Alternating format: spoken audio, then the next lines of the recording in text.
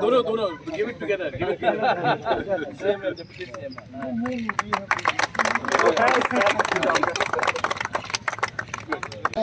यहाँ में एक ऑक्सीजन का कॉन्सेंट्रेटर देने से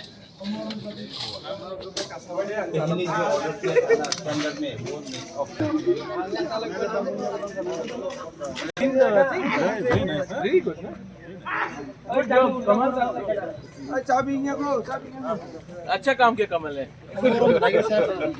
लेकिन इसमें TTAADC लिखना चाहिए। से किन लोगों को क्या सामान दिया गया है, टोटल कितना कॉस्ट है और इससे गांव के लोगों को किस तरह का बेनिफिट होगा, इसके बारे में थोड़ा बताइए। देखिए, हमने अपने TTAADC से अब हमने 3 एम्बुलेंसेस हमने दिया है अपने खेरेंगबार हॉस्पिटल को और अपने तुईकोरमा हॉस्पिटल को, वहाँ में भी दिया है। और ये बेसिकली हमारे ADC एरियाज़ में जिन जिन को प्रॉब्लम है उनके लिए है। हमने ये पूरा जो काम किया है ये थ्रू गवर्नमेंट रेट्स में किया है, थ्रू एट कॉस्ट प्राइस किया है, एंड कंपनी ने ही ये एम्बुलेंसेस हमको दिए हैं।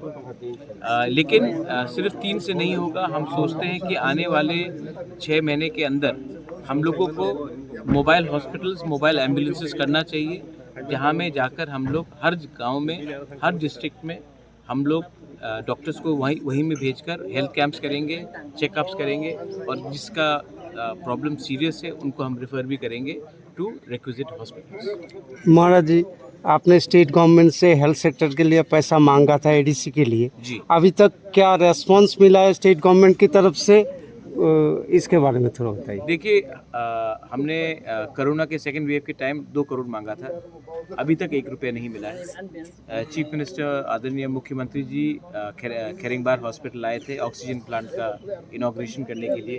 उस समय हमने 28 करोड़ मांगा था, चीफ मिनिस्टर ने 30 करोड़ कहा था। अभी तक आज दिसंबर हो गया है, अभी तक पैसा रिलीज़ नहीं हुआ है, हमें आज तक 1 पैसा नहीं मिला है। तो हमारे अंदर बहुत कंस्ट्रेंट्स हैं, और मैं यही रिक्वेस्ट करना चाहता हूँ कि ADC को सौतेला बच्चा रखकर हम पॉलिटिक्स नहीं कर सकते, शासन नहीं कर सकते। अगर कोई भी कहता है कि एक त्रिपुरा श्रेष्ठ त्रिपुरा है, तो ADC को अपना सौतेला बच्चा जैसा देखकर अगर कोई शासन करेगा तो ये त्रिपुरा का ही नुकसान होगा। ADC में सब रहते हैं, ADC में तिपरासा रहता है, ADC में बंगालीज रहते हैं, ADC में किसी का हानि है। डिसिप्लिन रहेगा, यूथ को एक एम्प्लॉयमेंट का अपॉर्चुनिटी रहेगा। सब लोग बोलते हैं कि लॉ एंड ऑर्डर त्रिपुरा में एक प्रॉब्लम है। अगर हम इंक्लूड करेंगे यूथ को, जो आज बेरोज़गार है, जो ड्रग्स के रास्ते में चले जा रहे हैं क्योंकि अनएम्प्लॉयमेंट है, फ्रस्ट्रेशन है, उनको अगर आप यूनिफॉर्म फोर्सेस में लाएंगे, देश की सेवा के लिए लाएंगे, ADC के काम के लिए लाएंगे, त्रिपुरा के काम के लिए लाएंगे, तो इससे यूथ अच्छे रास्ते में जाएगा और इससे लॉ एंड ऑर्डर भी अच्छा रहेगा, इससे क्राइम भी कम आएगा। सर, आपने एक सही बात बोला कि यूथ को एम्प्लॉयमेंट मिलेगा और जो गलत रास्ते पे जा रहे हैं वो सही रास्ते पे आएगा, मगर लोग इसको बोल रहे हैं कि अभी ADC को क्या ज़रूरत है अलग से करने का, इसके बारे में क्या कहना है? कौन लोग बोल रहे हैं, आप उनका नाम बता दीजिए। मुझे नहीं लगता है कि कोई भी तिपरासा इसको ऑब्जेक्ट कर रहा है। आप लोग एक ये लोग क्या है, आप उनका छवि सामने लाइए। मैं हमेशा मीडिया से सुनता हूँ कि लोग बोल रहे हैं, उस लोग का एक छवि तो होगा, वो व्यक्ति कौन है, उनको सामने आकर हमसे 1-to-1 डिबेट करने बोलिए, और आप तब अपने मीडिया से इसको कवर कीजिए, और तब आपको मालूम पड़ेगा कि दूध का दूध, पानी का पानी हो जाएगा। सर, अभी जो रियांग रिफ्यूजी है, रेफ्यूजी नहीं है, सॉरी, हमारे रियांग जो अभी उसका क्या स्टेटस है, उसके बारे में थोड़ा। हमारा कल ही मीटिंग हुआ था with honourable minister of state Pratima Bhoumik ji. उसमें हमारे EM भवरंजन रियांग, डॉली रियांग, ऑपोजिशन से MDC Bhumikananda Reang, MLA Pramod Reang, chief secretary, हम लोग सब थे वहाँ में, DMs थे, और हम चाहते हैं कि ये फरवरी तक ये इशू को हम सॉल्व कर ले, और उनके रहने का, उनके कंडीशन का बारे भी हमको सोचना है। और एक ठीक तरीके से, क्योंकि आज का जो रियांग है, आज का जो ब्रू है, उनको हम सिर्फ बकरी और बैल बकरी देने से उनका भविष्य नहीं बनेगा। वहाँ में उनके लिए स्कूल होना चाहिए, वहाँ में उनके लिए एक मेडिकल सेंटर होना चाहिए। इलेक्ट्रिसिटी का पोल लगाया जाएगा, लेकिन अगर इलेक्ट्रिसिटी वहाँ नहीं पहुँचेगा या कटेजेस होगा तो उनका नुकसान होगा। तो आज 2022 में अगर हम रियांग्स को सेटल करना चाह रहे हैं तो उनका एक सम्मानजनक उनका सेटलमेंट होना चाहिए with proper health, education and sanitation. तो ये हमारा पॉइंट था। मीटिंग बहुत अच्छे तरीके से हुआ एंड हमने फरवरी का कट ऑफ लाइन रखा है और 3 जगह में और हमने आइडेंटिफाई किया है कहाँ में हम लोग रख सकते हैं। और एडीसी में बंगालीज रहते हैं, एडीसी में क्रिश्चियन, मुस्लिम्स, बुद्धिस्ट सब रहते हैं। और एडीसी में अगर हमें अगर हेल्प किया जाएगा तो अच्छा रहेगा। अगर नहीं होगा तब भी हम अपने तरीके से प्राइवेटाइजेशन होकर अपने पॉकेट में कुछ इनोवेशन करके हम कुछ ना कुछ खुद करेंगे।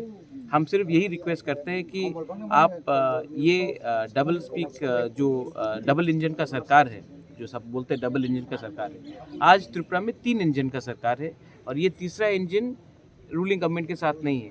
इसका ये मतलब नहीं है कि हम त्रिपुरा का भला नहीं चाहते हैं, इसका ये मतलब नहीं है कि हम त्रिपुरा में सबको अच्छा नहीं देखना चाहते। So I request the state government to look at us sympathetically and look at us with a bigger heart. Sir, आपने रेज भी किया है असेंबली में आज, तो सबका क्या रेस्पॉन्स था उसमें? देखिए, काउंसिल में हमारा बीजेपी के बहुत विधायक हैं, उनके संग हमारा कोई डिस्प्यूट नहीं, वो और हम बहुत स्मूथली काम कर रहे हैं। मे बी अगर अगरतला से एमएलएज आकर काउंसिल में देखेंगे कि हम कैसा काम कर रहे हैं तो उनका भी अच्छा रहेगा, क्योंकि यहाँ में काउंसिल में हम पार्टी को लाइन में पहले नहीं रखते हैं, हम कम्युनिटी का वेलफेयर देखकर आगे बढ़ते हैं। और अगर यही चीज़ पूरे स्टेट में किया जाएगा तो त्रिपुरा का भला होगा।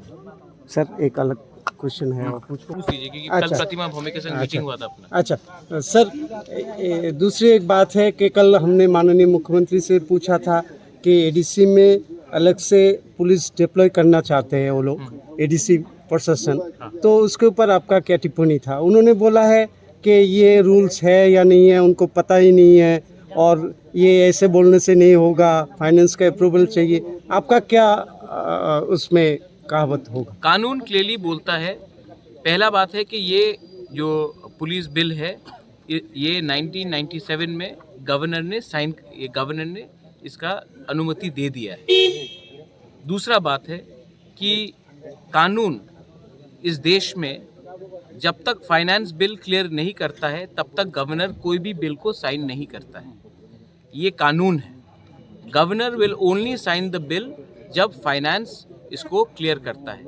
देश में गवर्नर कानून बनाने के बाद पैसे का आयोजन नहीं होता है, पहले पैसे का फाइनेंस का कैपेबिलिटी देखा जाता है, उसी के बाद कानून पास किया जाता है और वो स्टेट गवर्नमेंट ने 1997 में कर दिया था। अगर चीफ मिनिस्टर को अभी ये शायद बात मालूम नहीं है तो उनको शायद उनके चीफ सेक्रेटरी, उनके ऑफिशियल्स ये बात दिखा देंगे। और मुझे नहीं लगता है कि अगर हम अपने एडीसी में अगर पुलिस का हम एक 3 जगह में और हमने आइडेंटिफाई किया है कहाँ में हम लोग रख सकते हैं, और एक मॉनिटरिंग कमेटी है जहाँ में local MLA and MDCs and EMs from the ADC सब जाएंगे और वो जगह को आइडेंटिफाई करेंगे। लेकिन हम लोग अपने ब्रू को एक ऐसा ज़िंदगी देना चाहते हैं जहाँ में उनका सम्मान भी रहे और उनकी नेक्स्ट जनरेशन आगे बढ़े। We want the best for our brews and I will not compromise on the interest of the brew people. Thank you.